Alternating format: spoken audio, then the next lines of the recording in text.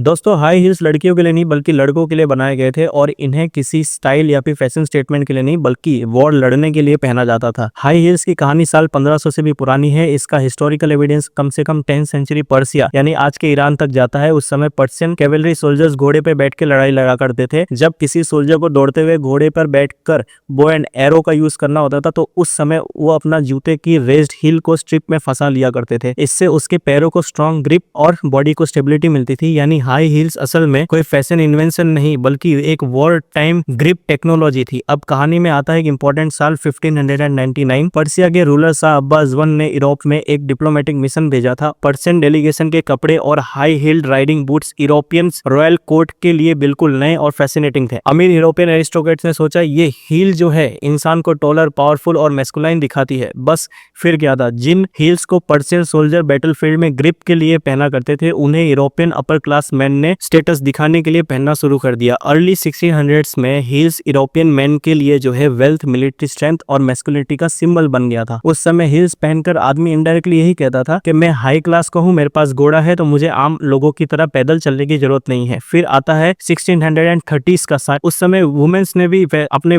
Mains fashion के कुछ elements adopt करना शुरू किए जैसे कि shorter hair style, masculine heads और साथ में आता है आपका ये जो रेज्ड हील शूज है वो भी। यानी वुमेन्स ने हील्स को शुरू में फेमिनिटी दिखाने के लिए नहीं बल्कि अपने आउटफिट में मैस्कुलाइन अथॉरिटी और पावर को टच लाने के लिए पहनना स्टार्ट किया था। फिर एंट्री होती है फ्रांस के फेमस किंग लुइस 14 की। लुइस 14 जिन्होंने 1643 से 1715 तक फ्रांस पर राज किया था, वो हाई हील्स के बहुत बड़े फैन थे। उनके जो सोल्स होते थे, जो हील्स होती थी, उनका मेजॉरिटी रंग जो है रेड हुआ करता था। रेड डाई उस समय महंगी थी, इसलिए जो है रेड कलर की हील्स वेल्थ, पावर और रॉयल प्रिविलेज का सिंबल बन गई। 1670s में लुइस 14 ने एक रूल इशू किया था कि रेड हील्स सिर्फ उनके रॉयल कोर्ट के अप्रूव्ड मेंबर्स ही पहन सकते हैं। मतलब उस वक्त रेड हील्स एक तरीके से एक्सक्लूसिव रॉयल वीआईपी पास हुआ करता था। लेकिन 17th सेंचुरी के एंड तक मैन और वुमेन की हील्स की डिजाइन अलग होने लगी। मैन की हील्स ब्रॉड, स्क्वायर, लो और प्रैक्टिकल होती गई जबकि वुमेन्स की हील्स नैरो, कर्व्ड, टॉलर और डेकोरेटिव बनती गई। और 18th सेंचुरी के एनलाइटेंड पीरियड में मेंस ने फैशन